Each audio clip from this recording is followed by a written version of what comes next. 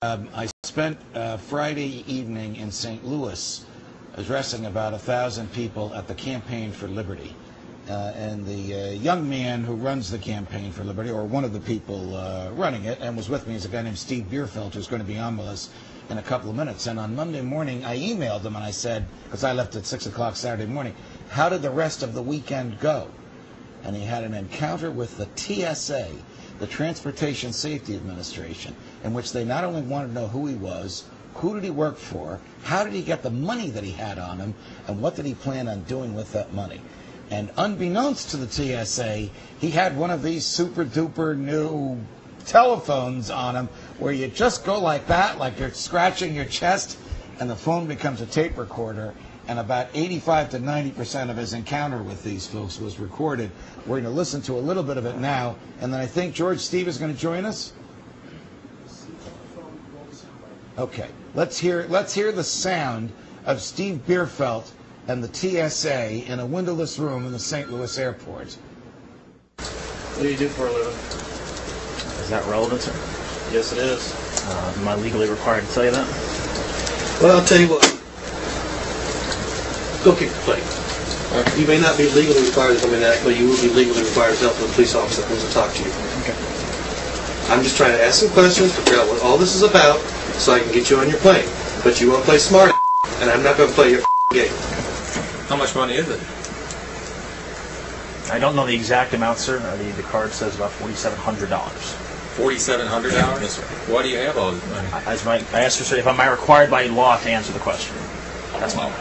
I'm just asking you why you have $4,700. I understand. That's my question. I don't understand Do the you law. want to talk to DEA about it? They'll probably ask. If they can tell me if I'm required to answer the law or question, I'll answer the question.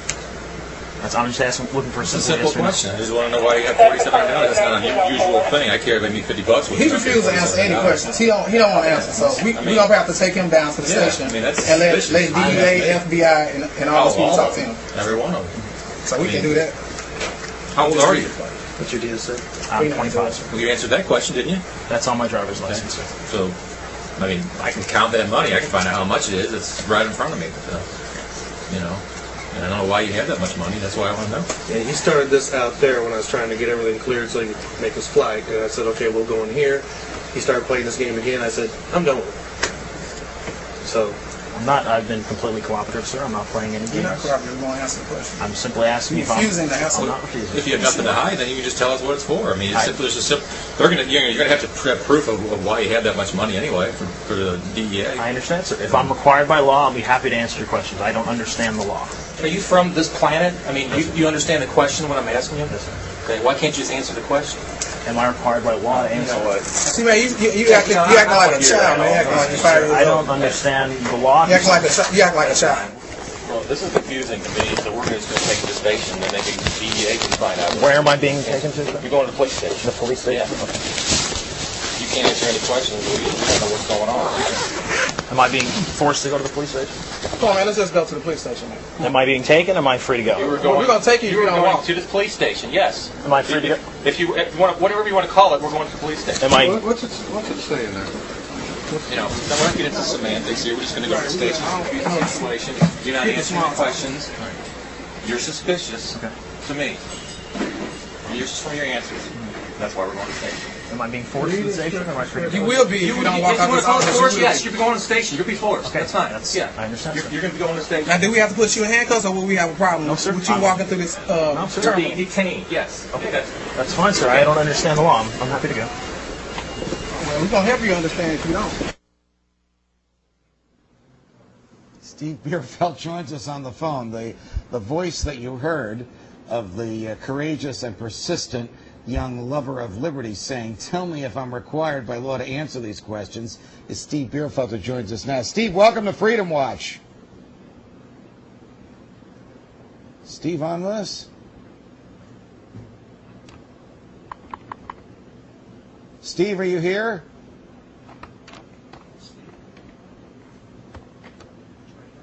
Steve, welcome to Freedom Watch. Judge.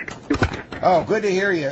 Jerry Salenti is here and John Stossel as well. So what do you think these cops were trying to get out of you when they couldn't tell you whether or not they had the lawful authority to compel you to answer questions about how you had this cash in your carry-on? Well, the first thing that was going through my head was I have a limited knowledge of the law, was not to say something that would incriminate myself. And in addition to the cash, I was carrying Campaign for Liberty literature, and I was carrying Ron Paul bumper stickers. So my immediate thought was, these guys already know about what I do and what I work. They're probably aware of the MIAC report, which you've covered. Maybe I shouldn't say something right away. What was your fear about being in St. Louis, Missouri, of all places, being detained by police who would learn that you had Ron Paul bumper stickers, Campaign for Liberty bumper stickers, and in fact were employed by the campaign? Yeah, there was the report about a month ago where law enforcement in Missouri sent out a motive or an email that said that Ron Paul supporters and Campaign for Liberty supporters may be potential militia members or terrorists. So I was stuck in the one place in the country that I probably didn't want to be as a supporter of liberty and the Campaign for Liberty. And just to, before we open it up to the rest of our guests, just to explain now what you felt the government didn't have the power to force you to explain, what was that cash? How did you get it, and what were you doing with it? All right, well, I'll tell you, Judge Napolitano, but don't tell Missouri law enforcement on me. I was working for Campaign for Liberty. We were in town for our first regional conference in St. Louis, and the cash was simply book sales, ticket sales, merchandise, T-shirts, and I had it in a box, and I was trying to take it back to Virginia, and that's really all it was. And my main question for law enforcement was simply, sir, am I required by law to answer your question? Please advise me as to my rights.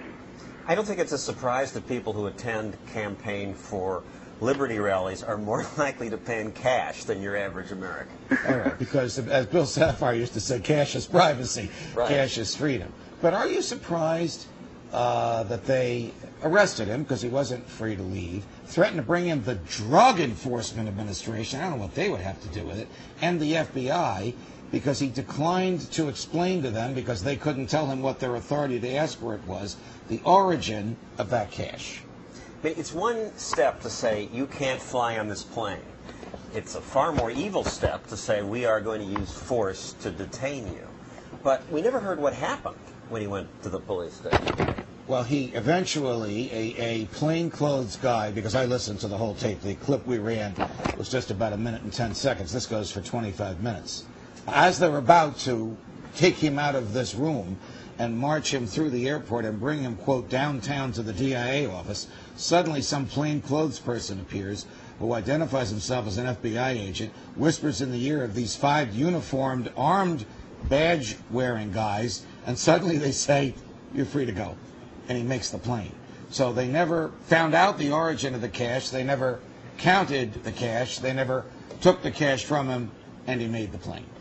Are you surprised that the government is doing things like this today? What did we say? I mean, look, can we put his picture up on the screen again? Is Steve still back with us? He looks guilty to me. He looks like butter wouldn't melt in his mouth. Is that the face of a terrorist, that they had to know where that cash came from? Again, we're turning into what I said, when you have government-controlled capitalism, it's turning more into fascism. And I want to ask you, Judge, was he in his rights to do what he did?